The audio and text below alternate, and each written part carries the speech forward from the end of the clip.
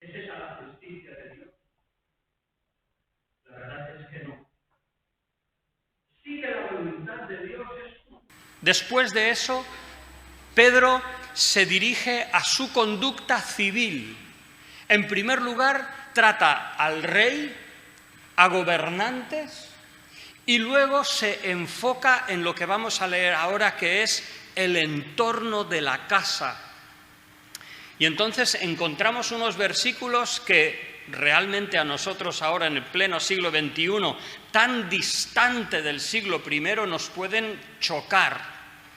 Pero lo que queremos es mirar qué nos enseña la Escritura y, como dice el apóstol Pedro, obedecer al llamado de Cristo, que no es ninguna injusticia.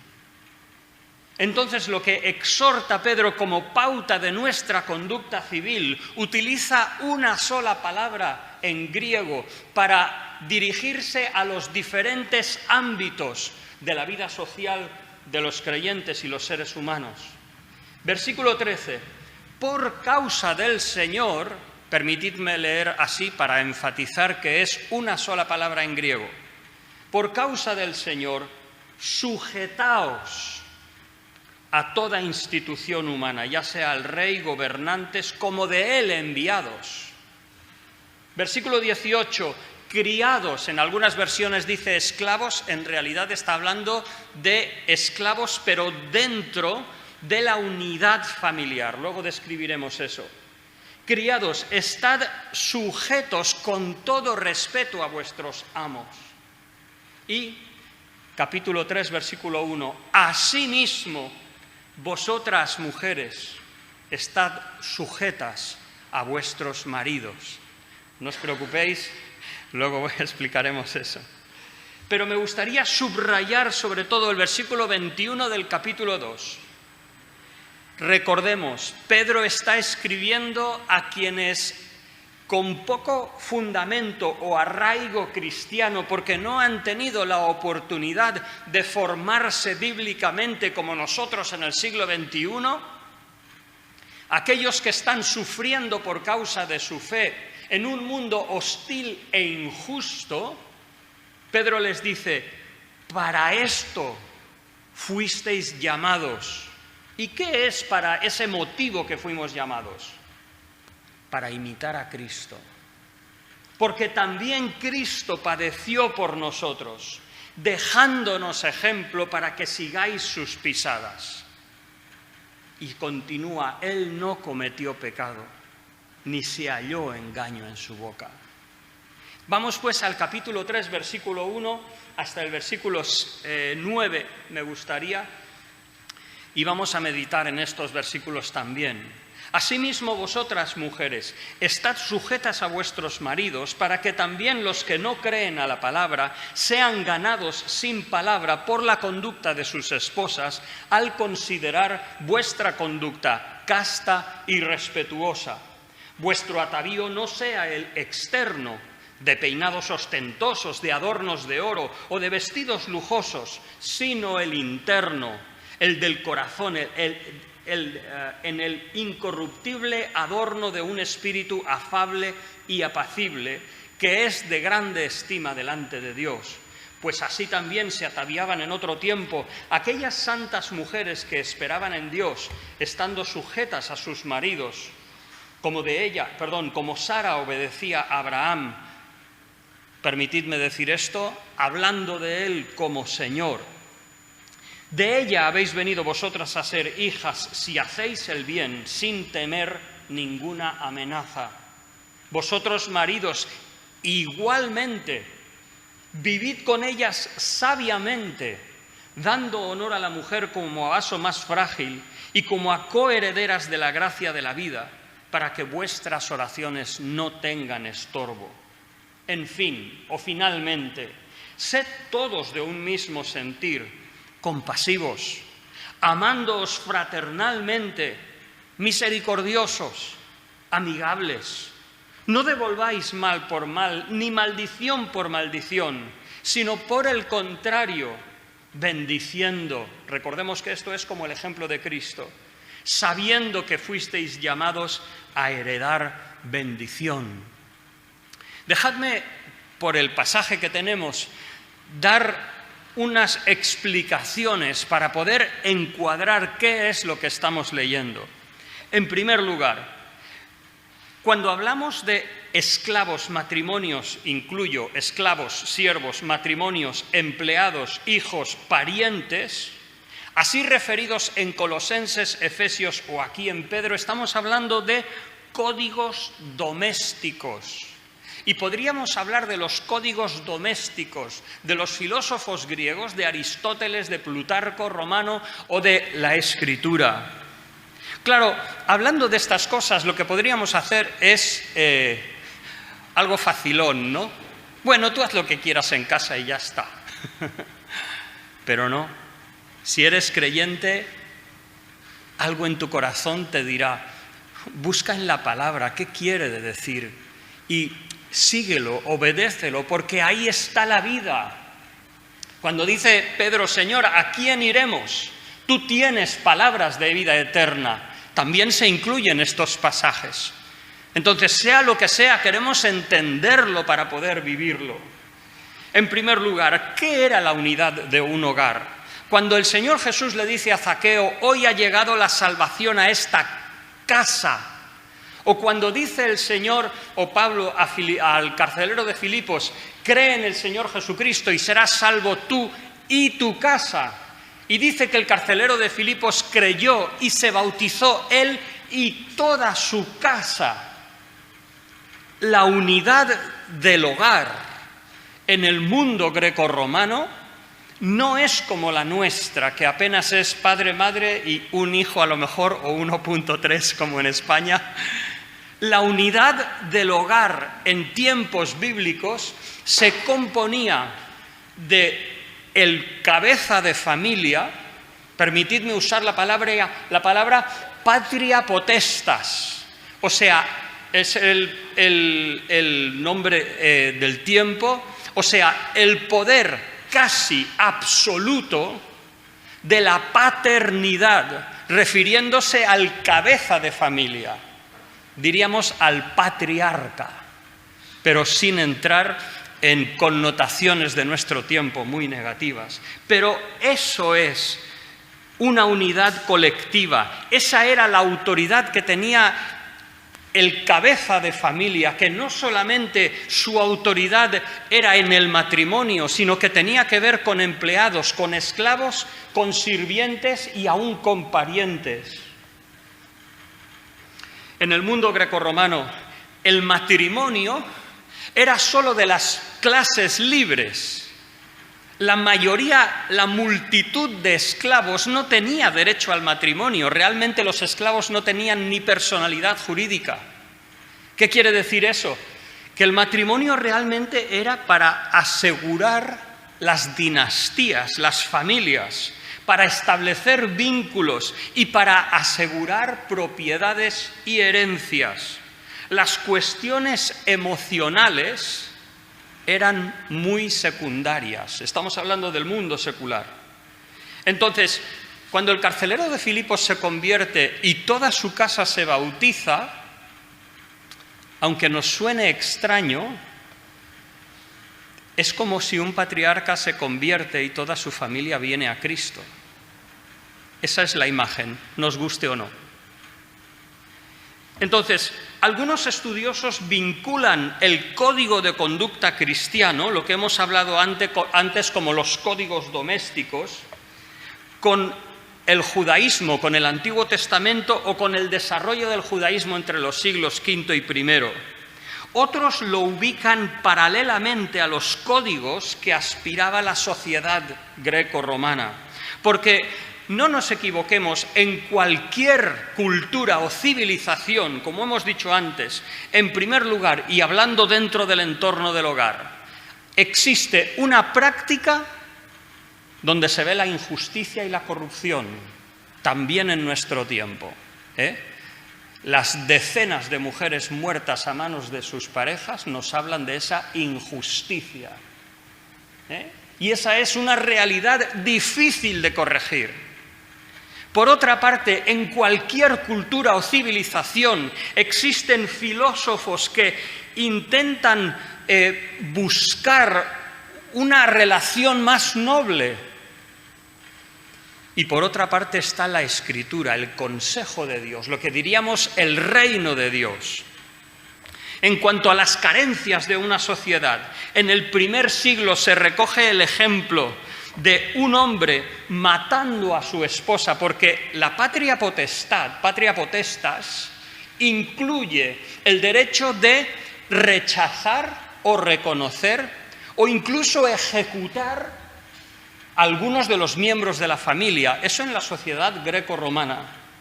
Y el primer siglo recoge la historia de un hombre matando a su esposa a golpes porque había bebido vino y sus vecinos lo aprobaron. Eso es un ejemplo de la carencia, de la injusticia y la violencia del siglo I de nuestra era. Ahora, por otra parte, Plutarco, por ejemplo, diría que el marido debe respeto a su esposa mucho mayor que hacia cualquier otra persona. Y dices, ¿cómo puedo combinar esas cosas? Porque en cualquier cultura existe lo que es la realidad de la práctica, las aspiraciones de la filosofía, pero entonces nosotros debemos pensar y buscar en el Señor cuál es la voluntad de Dios.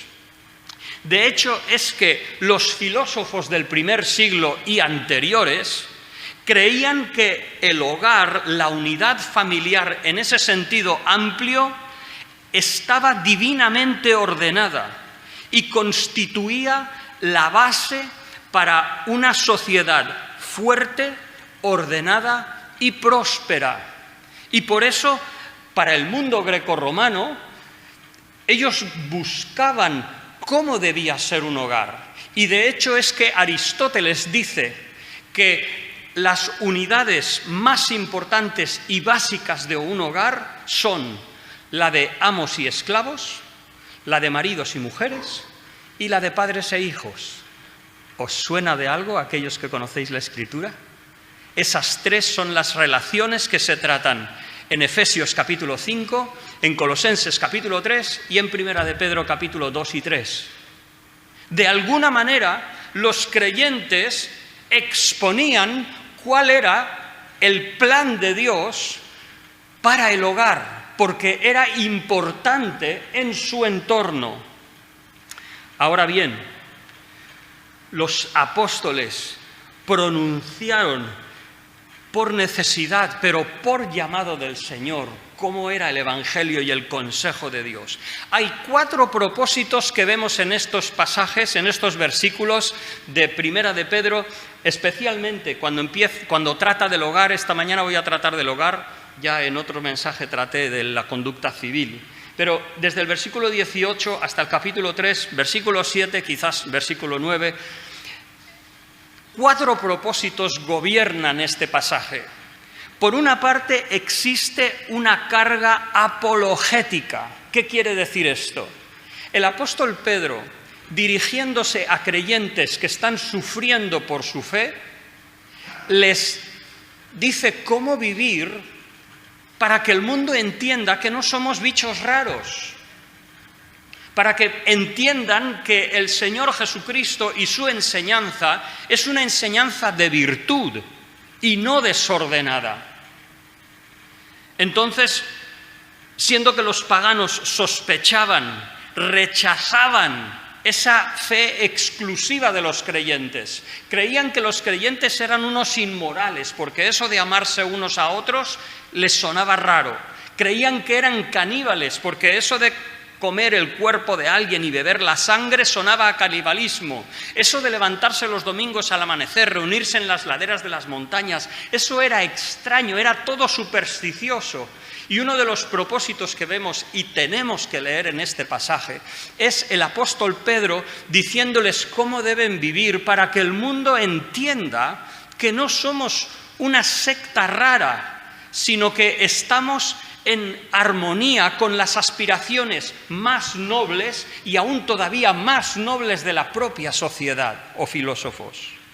En segundo lugar, el propósito de Pedro es humanizar las relaciones domésticas que que aún para él eran antagonistas. Indudablemente, Pedro introdujo una humanización hacia los esclavos y hacia las mujeres, tratándolas de una manera que ni siquiera encontramos en la historia de la filosofía secular. Pedro defiende cómo se puede vivir la vida cristiana en cualquier estamento social. En tercer lugar, el propósito de Pedro es crear un manifiesto. ¿Cómo es el reino de Dios? ¿Cómo se expresa la nueva creación en Cristo en medio de su entorno social? Mientras que en general siempre se barajan dos ideas: libertad en Cristo, pero también orden. Pero no podemos dejar de notar que Pablo, osado, dice que en Cristo no hay judío ni griego. Tremendo. Para esa época, que los judíos creían que Dios había hecho los gentiles para el combustible del infierno. En esa época que los gentiles eran perros. Pablo dice que no hay judío ni griego. Pablo dice que a pesar de que el mundo romano era un mundo extremadamente clasista, contemplando su poder adquisitivo, su dinero, Pablo dice que no hay diferencia entre esclavo o libre. Y de la misma manera, Pablo dice que no hay diferencia entre hombre y mujer. ¡Fua! Casi podría decir revolucionario, pero estamos diciendo que la justicia de Dios no es insumisión, rebeldía o revolución.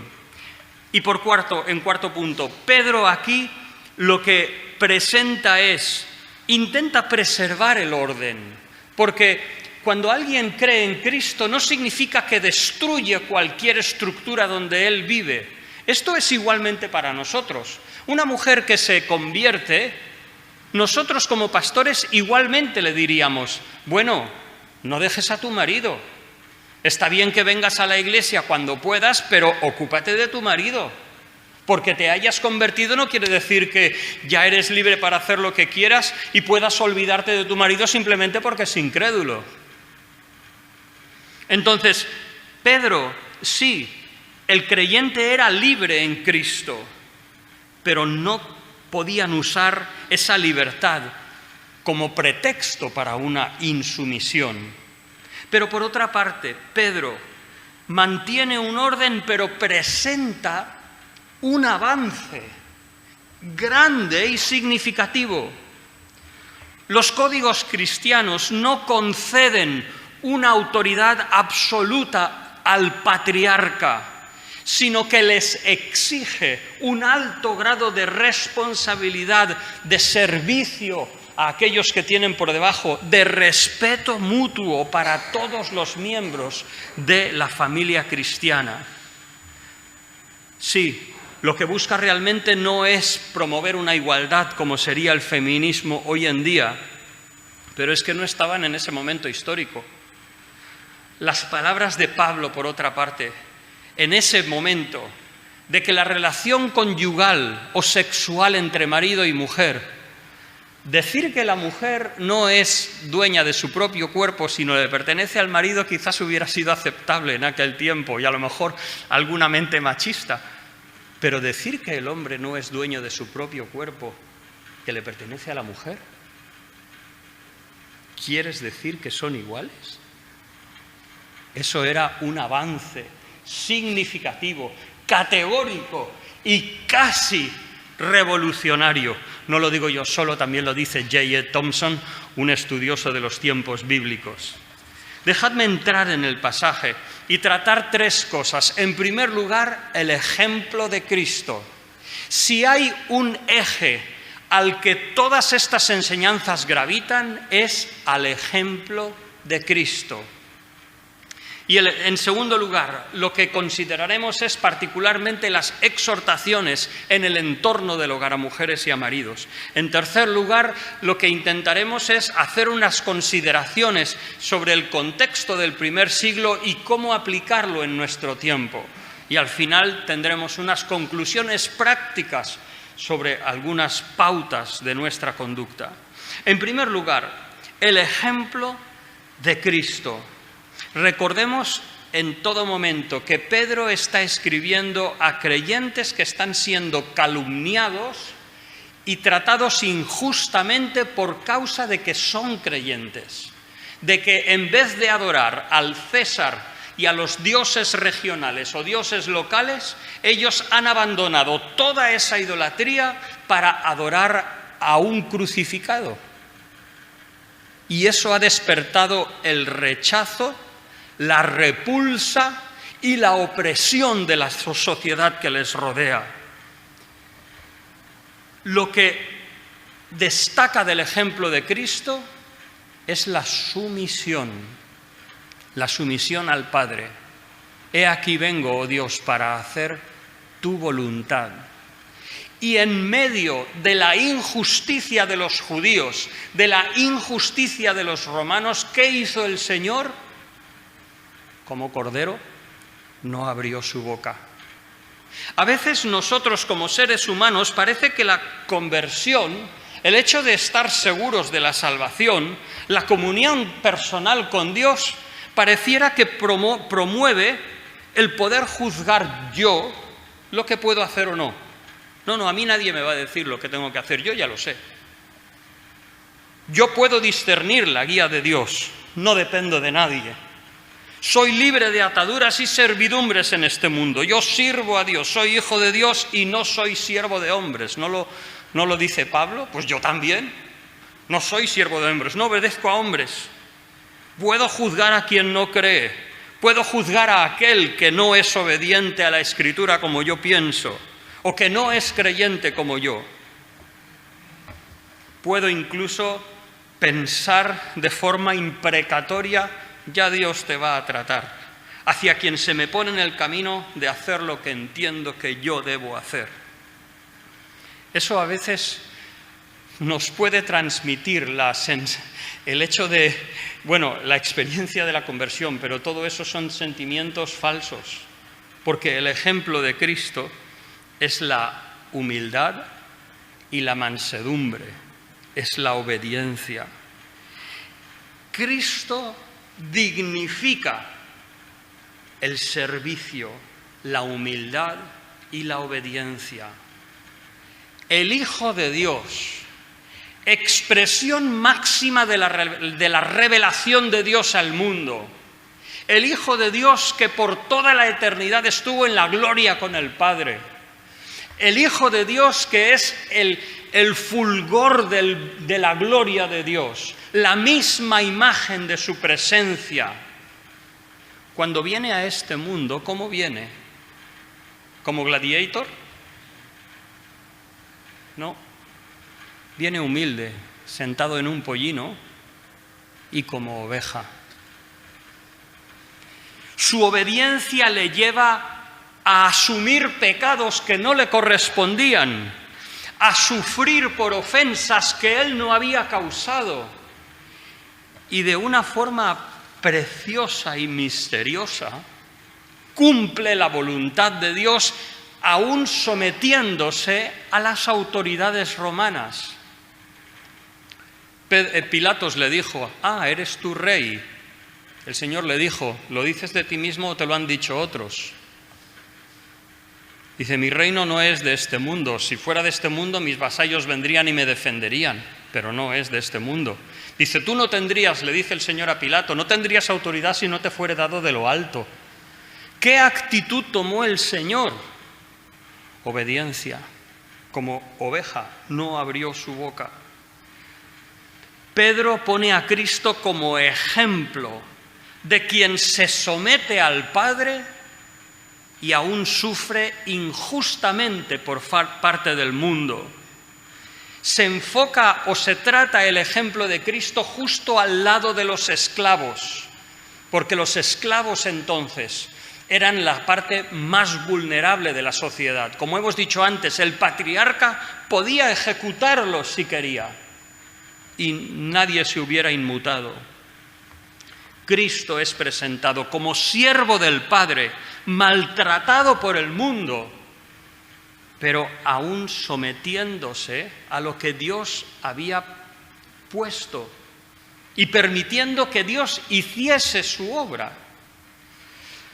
No devolvió rebeldía, no respondió con la injusticia con que fue tratado, sino que venció a la injusticia con su sumisión a Dios. Entendemos que no estamos hablando de una sumisión absoluta al mundo o a las autoridades civiles. Hablamos de una sumisión en temas civiles, por causa de que somos siervos de Dios. Nosotros seguimos siendo creyentes.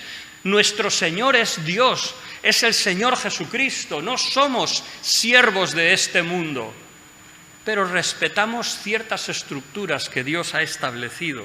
Por cierto, y me adelanto, o bueno, es algo que traté en otro mensaje, pero nosotros en nuestro tiempo tenemos cauces para expresar nuestras protestas, tenemos cauces para participar con nuestras votaciones en los gobiernos y así lo hacemos, pero nuestros cauces no son la rebeldía, la insumisión, sino que es el respeto a las autoridades civiles. Volviendo al ejemplo de Cristo, dice Pedro, para esto fuisteis llamados, para seguir sus pisadas. ¿Sabéis qué preciosa palabra está detrás de seguir las pisadas del Señor? Está la palabra que se usaba para un patrón de letras del alfabeto. ¿Algunos de vosotros habéis hecho los cuadernos Rubio cuando ibais a preescolar, a cuadernos de caligrafía? Y entonces en los cuadernos de caligrafía tenías unas letras en puntitos y tú con el lápiz tenías que rayar encima de las letras. Pues el ejemplo del Señor es una forma de vida que nosotros estamos llamados a sobreescribir. ¡Qué precioso, qué bonito! Es la forma en que Dios cumple sus planes y permite libertad a este mundo de obrar. Pedro apunta a la injusticia de la crucifixión como el emblema de un sufrimiento injusto por parte de la sociedad a Cristo. Ahora, ¿cómo se refleja entonces este ejemplo, esta vida de Cristo en el hogar? Y los próximos versículos que tenemos es en las mujeres. Pues, primero, hemos de entender que siervos o esposas están en vocativo, es un caso de griego donde se apela al siervo o a la mujer. ¿Qué quiere decir? Que estos versículos no están para un marido decir a la mujer lo que tiene que hacer. Estos versículos son Pedro directamente hablando a una mujer diciéndole qué es lo que debe hacer en esta situación particular. Cuando se dirige a esclavos, ya estaba introduciendo un cambio categórico. ¿Por qué? Porque los esclavos no tenían personalidad, no tenían capacidad de pensar, eran fuerza bruta. Cuando se dirige Pedro a las mujeres, realmente estaba introduciendo otra innovación categórica, porque la mujer, según Aristóteles, no tenía la misma capacidad para razonar y enseñar como el patria potestas. En ambos casos, la exhortación a que esclavos y mujeres pudiesen adorar al Dios verdadero, a Jesucristo, y no al Dios del patriarca, ya supone una situación muy atrevida. O sea, entendamos la situación. O sea, una casa, una unidad familiar, un cortijo, una casa pairal, una masía, un pazo gallego, donde existe una jerarquía con un patriarca, y según Plutarco, dice por ejemplo, Plutarco, una esposa no debe hacer amigos por sí misma, sino disfrutar los amigos de su esposo juntamente con él. Y dice, los dioses son los primeros y más importantes amigos. Por lo tanto, es apropiado, continúa Plutarco, filósofo romano, para una esposa es apropiado adorar y conocer solo a los dioses en los que cree su esposo y cerrar completamente la puerta a todos los rituales extraños y supersticiones ajenas. Entonces, en esa estructura jerárquica, una mujer se convierte al Evangelio y ¿qué le dices? Sal por pies de tu casa, compórtate como una rebelde. No. Pedro lo que dice es, mira, tu situación es muy peculiar. Estás llamada a adorar exclusivamente a Jesucristo, a Dios. Y estás en una estructura jerárquica donde se te exige adorar al Dios del patriarca. Entonces, decía la mujer, ¿qué debo hacer como creyente? Porque cada vez que intento adorar a Cristo, lo que recibo es oprobio. Pues Pedro dice, en lo que es civil, sujétate, para que con tus buenas obras el patriarca pueda reconocer que la fe que hay en ti es noble, es virtuosa y te pueda seguir concediendo la posibilidad de seguir adorando solo a Cristo. ¿Entendéis la situación? Pedro no está aquí planteando una situación ideal de lo que es un matrimonio. Eso lo encontraríamos en Efesios, donde habla de someterse mutuamente y de una relación complementaria totalmente sacrificial del uno al otro. Aquí Pedro lo que está hablando es de una mujer sometida a una estructura jerárquica para no ser ofensa a un patriarca que puede llegar a ser tirano. Lo mismo siervos hacia sus amos en esa unidad de la casa jerárquica en su amplio sentido. Era una situación atrevida. Pedro no entra en si debe ir o no a las reuniones de la iglesia. Deja eso al juicio particular de la mujer, entendiendo que su situación era profundamente complicada.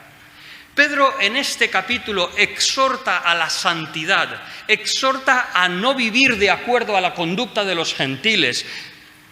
¿Cómo podían hacer eso esclavos en una casa donde el patriarca era un impío, un corrupto y un tirano? Pedro dice, no es momento de revolución, de insumisión o de rebeldía. Sométete, obedece y gana. Ahí entra estos versículos tan claros para que también los que no creen en la palabra sean ganados por las conductas de sus esposas. Y aquellos que son creyentes, pues que el orden y la virtud que haya en esa unidad de hogar sea ejemplo al mundo donde os encontráis. Las virtudes, curiosamente, son igualmente aplicadas a los hombres. Pedro no trata de cosas que la mujer debe hacer y el hombre no. Si habla de castidad, el hombre tiene que ser casto igual. Si habla de respeto, lo mismo dirá después. Atavíos no costosos, sino internos del corazón, espíritu afable, apacible. Dice lo mismo a los hombres. Lo que pasa es que lo está enfatizando por el caso de las mujeres en el tipo de sociedad en que vivían. Como hemos dicho, Sara, puesta modelo por Pedro. Curiosamente, dice que llamaba a Abraham Señor. 3 veces Abraham obedece a su mujer. Perdón, antes he de decir, que se me ha pasado, lo he dicho antes, cuando habla Sara a su Abraham Señor, es cuando habla a Dios. Y le dice, habla a Dios acerca de, o al ángel, mejor dicho, acerca de Abraham, mi Señor. Pero no es que le llamaba, oh Señor, a Abraham, no es esa la imagen. Pero luego, por otra parte, el ejemplo de Abraham 3 veces obedece a Sara, y una de ellas es Dios el que le dice, Abraham, haz lo que dice tu mujer. Tremendo, eso equilibra la balanza, ¿no es verdad? En cuanto a maridos, asimismo, en esa actitud de respeto, de reconocimiento, el marido debe vivir con sabiduría, dando honor, considerando el valor de la esposa como a un vaso más frágil, y coherederas al mismo nivel, sin tener en cuenta el sexo, coherederas de la gracia de la vida. Indudablemente el texto refiere a la persona, pero no se requiere que en todos los casos las esposas son creyentes. Igual simplemente, como antes, igual que cuando el carcelero se convierte toda su casa y se bautiza toda su casa. Una frase muy corta para expresar una conversión real. Probablemente tuvo lugar, pero en ocasiones el marido se podía convertir y la mujer pues todavía no. Y el marido estaba llamado a tratarla con tal delicadeza que la mujer viera la imagen de Cristo. Coherederas de la gracia de la vida. El marido debía tratarlas como hermanas, como creyentes igual que ellos, como vaso más frágil. Podríamos entrar en lo que dice Aristóteles, que la mujer tenía cierta debilidad en cuestión física y en valentía, y por eso ella se dedicaba al hogar y el marido se dedicaba a defender el hogar por su coraje y mayor fuerza física. No defiendo esto, simplemente os expreso cuál era el entorno social y la cultura de aquel tiempo. En aquel tiempo aún los filósofos entendían que Dios había dado memoria, atención y dominio propio tanto al hombre como a la mujer, y que las diferencias entre hombre y mujer les hacía a ambos codependientes. O sea, tampoco leamos extremos irracionales en esos tiempos o a las personas a quienes Pedro escribe. Entonces, entendemos cuál es el contexto de este mandamiento, de esta exhortación a la sujeción. Pedro está hablando a mujeres que estaban en un lugar muy delicado y muy frágil, de cómo obedecer al Señor y vivir en su entorno sin traer reproche ni a la fe del Señor Jesús, ni tampoco a sus maridos. Eran mujeres, si eran casadas, significaba que eran libres, porque los esclavos no tenían derecho al matrimonio. Ellos tenían concubinatos o contubernios, eran simplemente uniones de hecho reconocidas, pero no legalmente. Ahí la Escritura presenta, dentro de ese marco histórico, otra perspectiva, donde no es un poder absoluto, sino es un cuidado, un respeto, un tratamiento como a coherederas.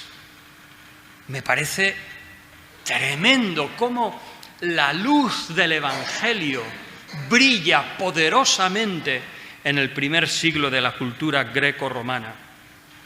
En cuanto a último punto, comparando el contexto de entonces y el nuestro, quiero ser breve y terminar puntualmente a 1:30 como máximo.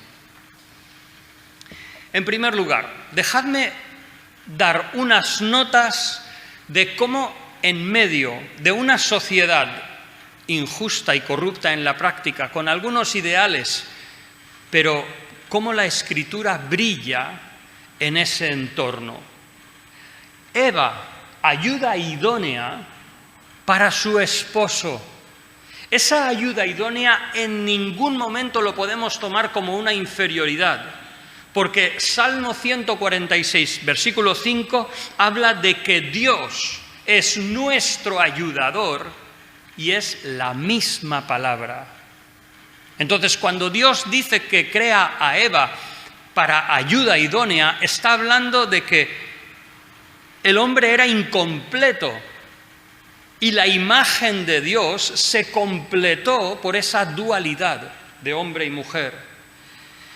Interesante, de que el hombre en hebreo es ish y la palabra para mujer no es una palabra diferente, es la misma, es isha, solo cambia la terminación. Ese es el concepto de Dios de hombre y mujer. Los 10 mandamientos expresan que los dos padres tienen igual honor y el mismo castigo es por faltar al respeto, por maldecir a cualquiera de los padres. Los libros sapienciales, Eclesiastés, Proverbios, hablan del respeto hacia las madres, igual que también los padres. Hay maridos que tratan con igualdad a las mujeres. He mencionado a Abraham, que Dios le dijo que obedeciera a su mujer. Pero Elcana, ¿qué le dijo a Ana acerca de Samuel? Haz lo que mejor te parezca. Ese es un ejemplo de una pareja piadosa.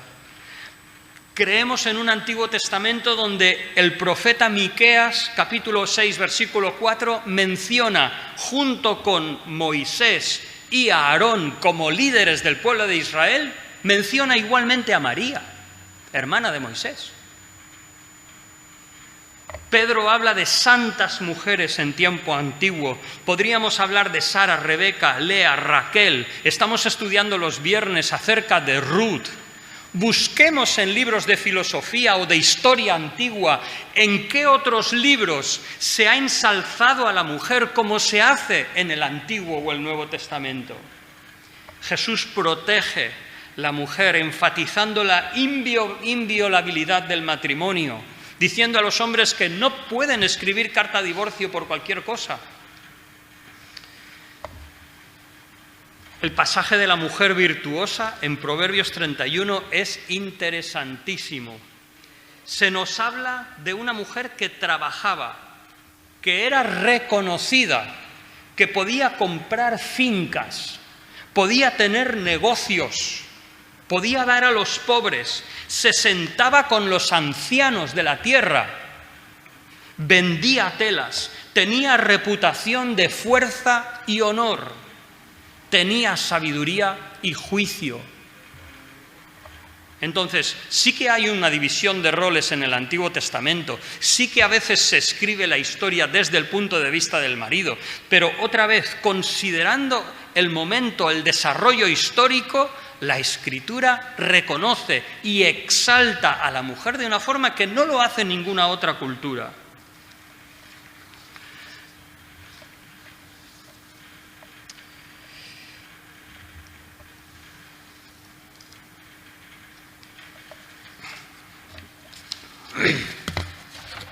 Quizás por otra parte hay cosas que son mejorables del Antiguo Testamento. Por ejemplo, la edad de una mujer para casarse podía ser 13 años, la sociedad romana desde los 12. La edad de casarse de un varón era los 16, 17 años. Para los 20 años, si no se habían casado, era extraño. Está bien que en nuestro tiempo eso es mejor. El matrimonio incluso se arreglaba por los padres, aunque en el Nuevo Testamento, en el Antiguo y Nuevo Testamento vemos que los hombres y las mujeres tenían que decir que sí. Pero 1 Corintios 7 nos habla de que el padre podía decidir si su hija se quedaba virgen o no. Quizás eso es algo que creo que los siglos han mejorado en el entorno cultural. Pero fijaos que en esas cosas que hemos mejorado culturalmente, no hay mandamientos en la Biblia. Lo que enfatiza la Escritura, el objetivo, el fin de la Escritura, el manifiesto del reino de Dios en este mundo, se dirige ¿a qué? A que hombre y mujer son parte de la misma imagen de Dios. A que en Cristo no hay ni judío ni griego, ni esclavo ni libre, y tampoco hombre ni mujer. Dejadme terminar con algunas consideraciones. Pedro, entre otras cosas, está en contra del abuso psicológico, verbal o, por supuesto, físico hacia la mujer, sino que llama al patria potestas, la paternidad del poder absoluto, a rechazar ese poder absoluto y considerar a la mujer con todo respeto y tratarla como a un vaso frágil, delicado, valioso y como a coherederas. Tremendo. No puedo usar más tiempo sino para ir a una conclusión.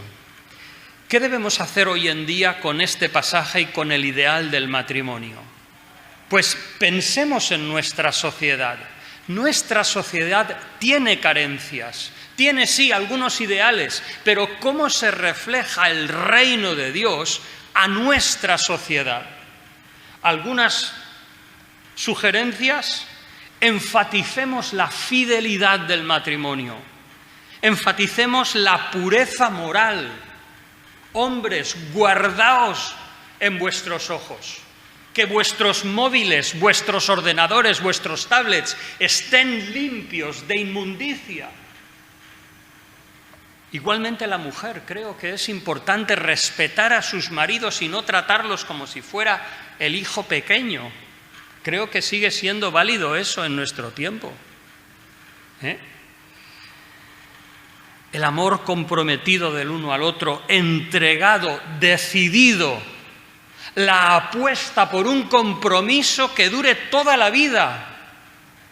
Esos son ideales, esos son parte del manifiesto del reino de Dios para este mundo. El servicio y la entrega, la cesión de nuestros derechos. Igual que Cristo no se satisfizo a sí mismo, sino que se despojó, se anonadó de sí mismo para servirnos a nosotros, es lo que dice Efesios 5, de que debemos amar a nuestras esposas como Cristo amó a la Iglesia. Entonces, es amarlas no exigiendo una autoridad de qué. ¿Exigió eso Cristo de la Iglesia? De ninguna manera, sino que es un sacrificio, una entrega. Si hablamos de lo civil, no me parece bien algunas iglesias que he conocido que se saltan a la torera los controles de sonido y si molesta a los vecinos, pues que se aguanten, es el reino de Dios. Dios dice que hemos de cantar con júbilo y que se nos oiga desde lejos, que se aguanten. No, someternos a las autoridades civiles, pero en nuestro hogar, respeto, fidelidad, complementariedad, capacidad de comunicación unos con otros. Que el mundo vea por nuestros hogares que merece la pena seguir a Cristo. Que mostremos unos hogares que humanizan el papel de la mujer, del varón, de los hijos. Que sea un manifiesto de qué es el Hijo de Dios en nuestro mundo. Y que ponga cierto orden, pero reconozca la libertad de cada uno delante del Señor. Que el Señor nos ayude.